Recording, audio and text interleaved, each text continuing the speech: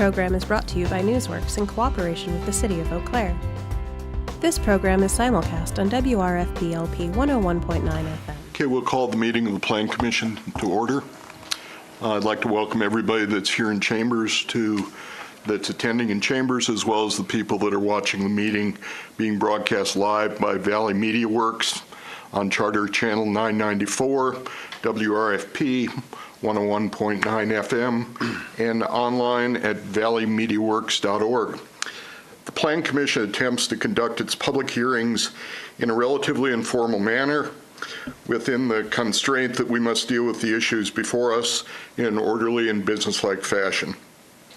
A member of the staff will first present the agenda item and answer any questions that the Commission may have. Following that, we will invite the applicant to come up, present any information they'd like, and answer any questions. Following that, we'll call the question. I'd like to ask anybody that's here, please turn your cell phones off or turn them to silent. Anyone that is planning to speak, there are slips in the back of the room. If you would please fill those out, bring them up to the agenda, and hand them to Mr. Ivory here, that would be great. And also, before you speak, please introduce yourselves with your name and your address. And with that, we will start with the first agenda item. For approval by the Plan Commission, a site plan for Summit Dental on Royal Drive. Mr. Ivory. Good evening.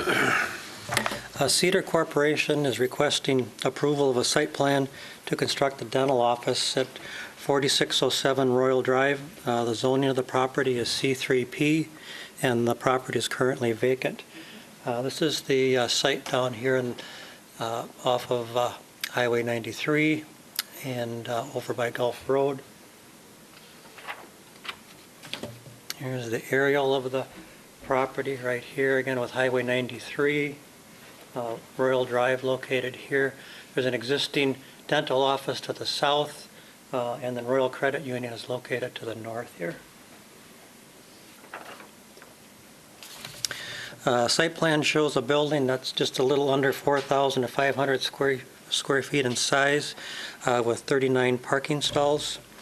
Access to the site is via a 26-foot curb cut off of Royal Drive, located right here.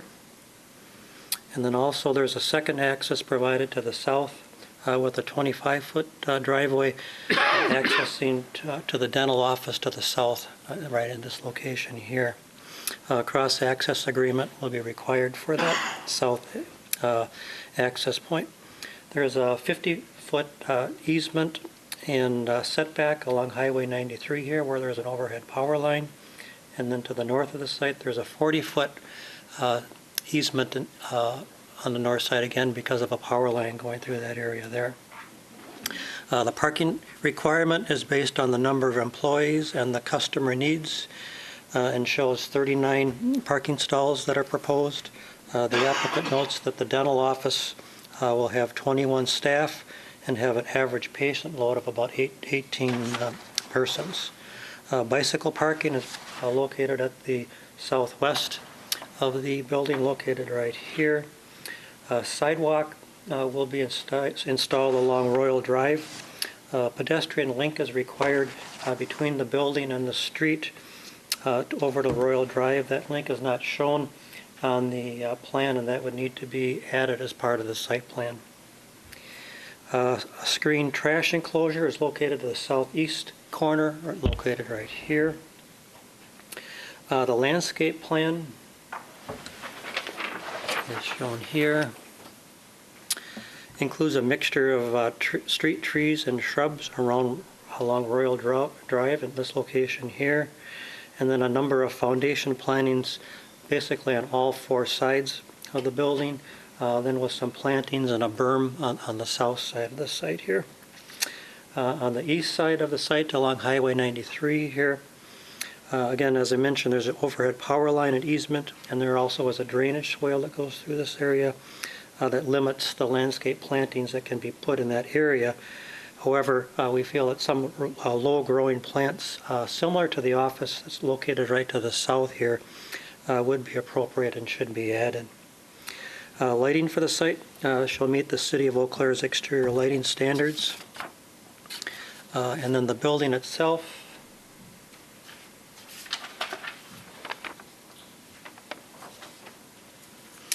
the exterior is a combination of stone, brick, and stucco. And plans call for 2 wall signs, one on the south side, one on the west wall. No ground sign is shown at this point in time, but that would be reviewed by permit if they chose to do so in the future. This is the east elevation of the building, so that would be facing Highway 93. The west elevation facing Royal Drive. The north elevation, and then the south elevation that would be facing the parking lot that would have the main entrance. Regarding grading and drainage, the proposed method is handling stormwater is direct runoff on on-site swales to discharge to an existing drainage just on the east side. And that, I'll go back to this here.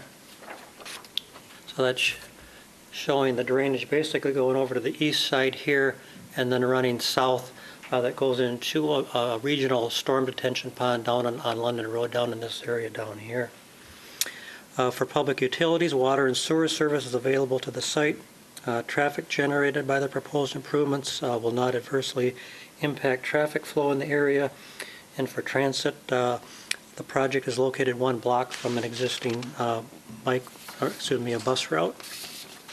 We did include a draft letter in your packet that would go out to the applicant indicating the conditions of approval, one being the City Water, the Engineering Department approval of stream drainage calculations and drainage plan, submittal of plans for landscaping on the east side of the site along Highway 93, and then conditions prior to occupancy would be exterior lighting must meet the city's exterior lighting standards. The pedestrian link to the sidewalk to the building needs to be added. Filing a cross-access agreement for the driveway crossing or accessing the property to the south. And then the signs will be reviewed with permit at the time that they're submitted. With that, if you have any questions. Do we have any questions for Mr. Ivory? Commissioner Granlund? Has anyone provided them with the outfall rate from that storm drain that comes across under the highway? Because that's definitely not accommodated by the current site or ditch. The storm melt water from the recent couple of days ran across this site and down the Royal Drive to get to the drainage field. There's quite a, so the intakes in the highway run to the east to a little T-shaped depression, which is not quite a pond, and then they're directed back west underneath the highway. The drain is almost centered on this lot at what elevation, I can't read it right now, 890, about 896, 897. There's a little bit of a tail in one of the contours, and that is shown just as a storm connection, but it is an outfall, not an intake. You can ask the applicant, otherwise that would be a requirement of the site plan in terms of approval of the drainage. So all of that storm melt or snow melt that occurred recently did not go down the ditch along the highway side. Along the 93? Nothing there really had cleared out yet, and it ran. That would be over on this side right here. Down about, like I say, halfway down the site. Exactly halfway. Yeah. Right to your right, or yeah, right there. Okay. That's where the outfall is, and it runs pretty much directly across the site and into Royal Drive before it goes back into the storm system. Okay. We can ask the applicant to respond to that. Any other questions for Mr. Ivory? Is the applicant here? Come on up.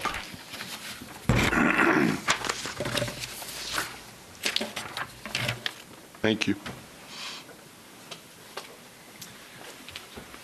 Good evening. I'm Corey Scheidler with Cedar Corporation. Can I go ahead and just answer That would be the great. Commission's question? Regarding the drainage and the condition that is on the draft approval letter, our engineering staff has spoken with the city engineering group and has taken up the concerns of the city's engineer. Now, since then, engineering staff has changed. I'm trying to remember the engineer staff that was here, that just retired. John Jensen. John, good. John. So our engineer was speaking with John Jenskow, so I believe that should be taken care of. Do you have anything else you'd like to present? No, I think Mr. Ivory did a very nice job explaining the project. I'd be happy to answer any questions the commission may have. Any questions for the applicant? I don't see any. Thank you. Thank you. Okay, so I guess we'll call the question. Do we have a motion? Commissioner Move to Wilt? approve with staff recommendations. Yeah, a second? Second. Commissioner Gregor, thank you. Any discussion? Okay, given that, we'll call the question. Just a note, given we have 7 in attendance, but we have 9 on the commission, we need to have a positive vote of 5 to pass. So I'd ask all in favor to say aye. Aye. Aye. Opposed, same sign. Motion passes. Thank you. Okay, agenda item number 2, to approve a site plan for the expansion of the existing Bolton Refuge House. Mr. Allen. Thank you, Mr. Chair and members of the commission. Allow me a moment just to plug in here.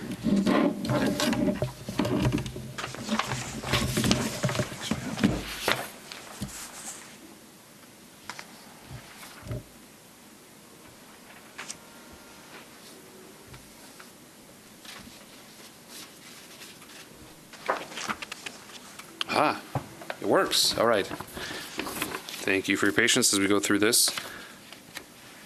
Again, before you this evening is a request for approval of a site plan for an addition for the Bolton Refuge House located at 807 South Farwell Street. The applicant has Ayers Associates. Property owner is Bolton Refuge House. The applicant is looking to propose a 2-story addition to the existing building located at the north side of the property with a hallway connection. The addition is for 6 dwelling units, which would include 4 one-bedroom and 2 two-bedroom transitional housing units. The addition will maintain the 20-foot setback that has been established along Farwell Street. The applicant has noted the existing parking lot is not impacted and is not currently fully utilized. Show some drawings here. Shows a little bit better the site plan with the aerial. You can see there the parking situation. There are 27 parking stalls required. Even with the proposed improvements, there are already 30 parking stalls existing. Site plan shows new foundation plantings along the building. It's the hatched area here. And street trees will remain along Emery Street to the north. You can kind of see those little shaded, blurred out there. The narrative notes as well that 2 U-shaped bicycle racks will be added to the site, along with a pedestrian link to the sidewalk along Farwell Street.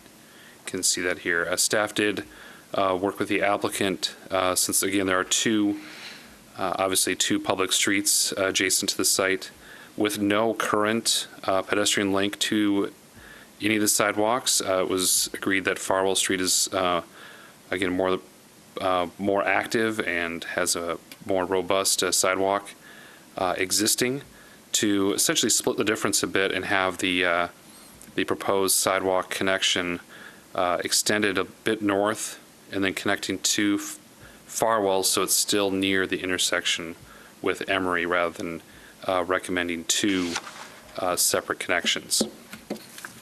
The exterior materials, and show again these renderings, will include wood lap siding, including accents of shake siding. You can see there as well. Lap siding will match the existing facility, but the material will be wood, which will be an upgrade from the vinyl that is on the existing building. Color of the siding trim will be light tan with dark brown accents, as you can see here, which will match the existing building colors.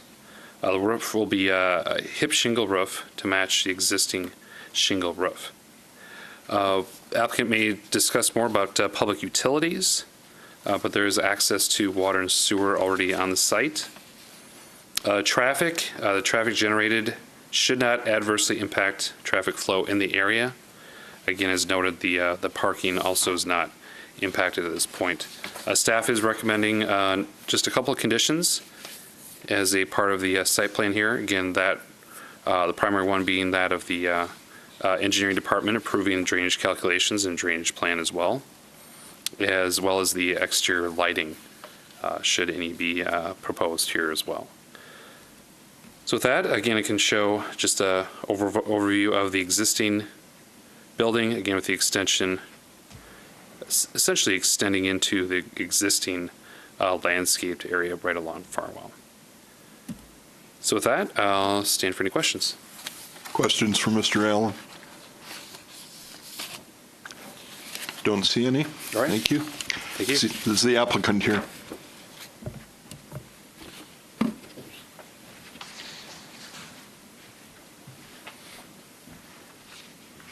Good evening. Evening. Travis Schroeder with Ayers and Associates. There was a couple changes here that just came up today in discussion with the owner. I think it was briefly touched on here on the sidewalk. We would like to actually extend the sidewalk up to Emery Street in lieu of Farwell. There was some concerns by the owner that there is a trail to the east that people like to cut through their existing landscaped area already. So if we provide a sidewalk through there, they're afraid that it's even going to increase that. So obviously with some sensitive clients, we'd like to separate the public and their clients as much as possible. So we would like to extend that up to Emery as noted. There's a little more drop out to Emery. We will try our best to match ADA. Where the sidewalk currently sits now, it's at like 4.9% slope. So I can't say at this meeting right now without talking to a civil engineer that we can get it below that 5%. It might be slightly above, but we'll try to work with the grades. Obviously, we're not really adjusting any grades on the site by the parking lot. So that was one change. And then I had one more that we do, due to the loads you got from the plumbing engineer, that we cannot connect to the existing 4-inch in the building. So we would like to go out, there's a stub out on Emery Street. We would like to connect to that 4-inch stub for the waste sanitary from this building. We can connect the existing water to the building. There's enough service there, so. Any questions for the applicant? Commissioner Gregor. Thank you, Mr. Chair. I guess I was wondering, are you thinking the Emery Street sidewalk connection would replace the Farwell connection, or are you thinking of doing both? No, that would replace the Farwell connection. As a follow-up question, would you be open to having it connect to both Farwell and Emery and having the connect to both streets essentially, or? They already feel that they get a lot of traffic that cuts through that landscape area. Okay. So if we provide that sidewalk, they think that there's a trail off the east, I guess, on the hillside that people hike on. They're afraid that that's just going to increase traffic through their parking lot and onto their property. Okay. So now it would just be Emery. Okay, thank you. Other questions for the applicant? I guess we're done. Thank you. Yeah, I'll be looking for a motion. It's a public. Commissioner Peterson.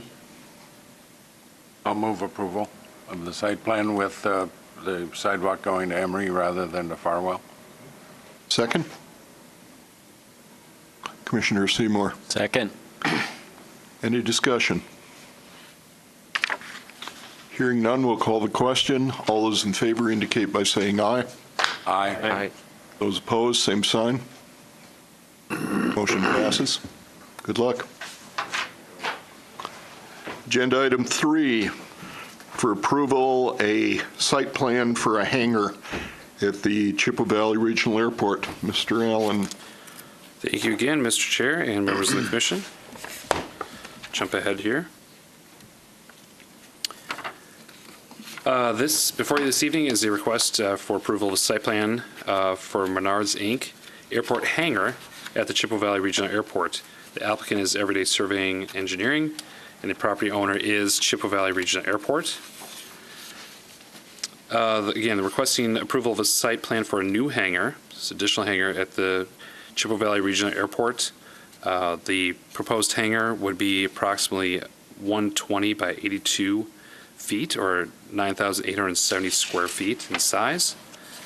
There are no required setbacks for property within the P Public Zoning District, which this is located. However, zoning code does state that setbacks shall be consistent with basic planning and zoning principles. Common street setbacks are 20 feet, 30 feet within the city, and the hangar is proposed to be at approximately just shy of 45 feet from Star Avenue, this location here. The hangar is similar in size and with setbacks to the addition that Menards completed in 2015. Site plan notes reconfiguration of the parking spaces and the addition of one new parking stall. Staff is also recommending that the site plan should include 2 bicycle racks as well for those that may be working or piloting at the hangar. Again, the site plan notes a relocated fence as well for the project, and since the facility is not open to the general public, the fence relocation does limit public from accessing the airport. So that is certainly within reasonable expectations with this type of project. A landscape plan shows street trees along Star Avenue and foundation plantings around the hangar itself. Site plan will also require some additional review from Chippewa Valley Regional Airport Commission. That has not been finalized at this point. Here's some just renderings of the airport hangar. It is what you might expect it to look like. And here too is just overall showing some of the landscaping as well around the site, and some reconfiguration of how the parking and pervious surface is laying out. The overall site location is located essentially central to the picture here. I'll go back to the overall layout for you. Traffic generated by the proposed improvements should not adversely impact traffic flow in the area. However, the proposed site plan does show an increase in the driveway width at Star Avenue from existing 55 feet. Down this area, you can see with an additional 5 feet to 60 feet in total width, kind of the north end here of the driveway. Driveway approaches more than 30 feet in width do require Plan Commission approval. Staff does not object to the wider driveway to facilitate truck turning movements at this location, again, primarily from those coming from Melby down Star and turning into this area. Again, there are a number of conditions recommended as a part of this. Again, the engineering department to approve final drainage calculations in the final drainage plan. Plan Commission approval here of the 60-foot driveway width as requested. And then an addition of 2 bicycle racks per city standards.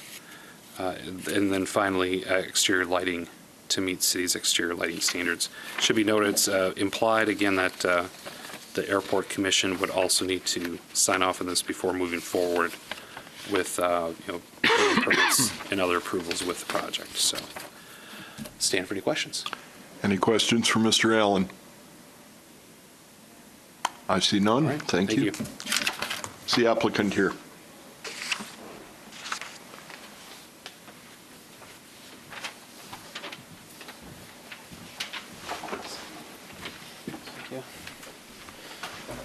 Good evening. My name is Nick Brenner. I'm here with Menards. Address is 5101 Menard Drive, Eau Claire, Wisconsin. Just here to answer any questions you may have about the site plan and the project itself. I do see the recommendation of the 2 bicycle racks. We don't have any problem putting those in. However, I honestly don't know if they're ever going to be used. The only people that have access to that hangar are the pilots, and they are usually getting there at about 4:30, 5 o'clock in the morning before the sun is usually up, and biking's usually not the safest thing to do during the dark. But we will put them in if it's required. But again, honestly, I don't know how often they're going to be used for that purpose or not. So, but with that, I will be happy to answer any questions that you may have. Any questions for the applicant? Commissioner Granlund? To me, it looked like it's only the drive width, but not the curb cut that's being changed. Is that correct? There is a little bit of the curb cut. There is a bit. A little bit, yep. It was hard to tell on some of these colored sketches that. Yep, it's very minor. It's not very big at all, but there is a little bit. There is a on there. change to the curb cut distance. Okay. Other questions? I see none. Thank you. Thank you. With that, then, we'll call the question. I'm looking for a motion. Commissioner Weld. Is this a public discussion? Should the public have a chance to? It is a public discussion if somebody from the public would like to speak. Is there anyone that would like to speak to this issue? Seeing none, thank you. Looking for a motion, Commissioner Weld. I'll move to approve with staff recommendations.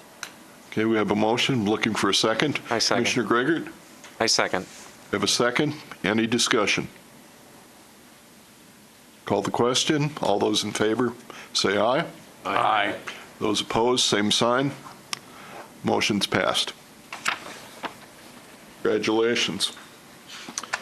Okay, moving down to discussion and direction. Any code compliance items? Any future agenda items? Commissioner Weld. Thank you, Mr. Chair.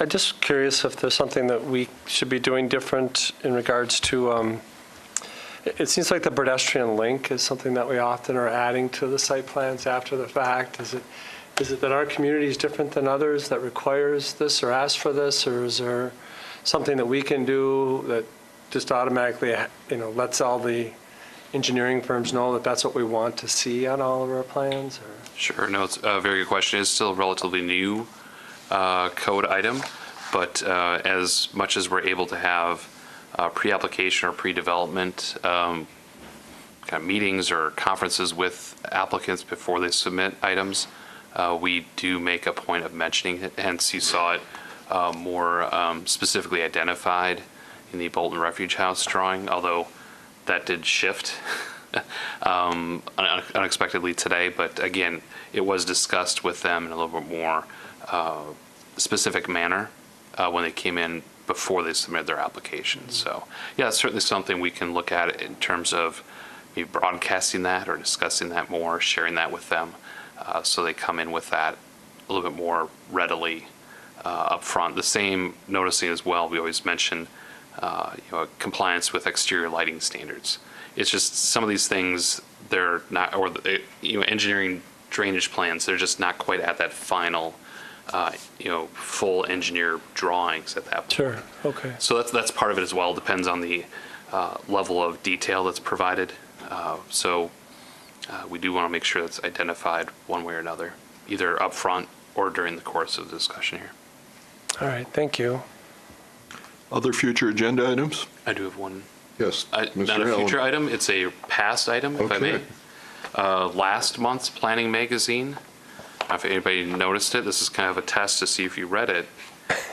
Page 18, there's a reference to a certain community known as Eau Claire, Wisconsin. So we are called out as one of the music cities in the planning magazine. There's an article about planning for music. It says planning for music can transform American cities. So there's a call out in here to Eau Claire's Fest and things of that sort. So it's another positive acknowledgement of what's going on in Eau Claire. I will note that it talks about Eau Claire's past and somehow compared us to Flint, Michigan, which is not necessarily something you want to be compared to in many ways, but point being that kind of the transition from more of an industrial economy to one of more of a arts and culture economy. So that was the comparison they made. So trying to redefine Flint as well and made the connection to Eau Claire. So no photos or anything, just a couple paragraphs in the discussion about Music Cities. So I know you got the latest edition, the March edition of Planning Magazine, but if you have last month's, definitely take a look at that, page 18. Thank you. Thank you. Any other future agenda items? Any additions or corrections to minutes? With that, we stand adjourned. Thank you. Thank you. Good job.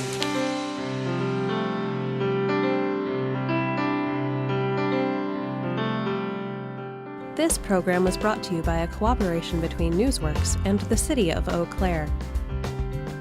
A transcript of this meeting is available for the hearing impaired. It will be available within 7 days of this telecast.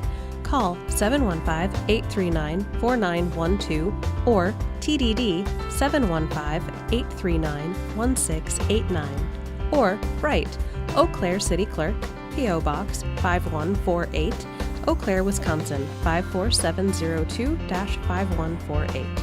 Newsworks is made possible by continuing community support.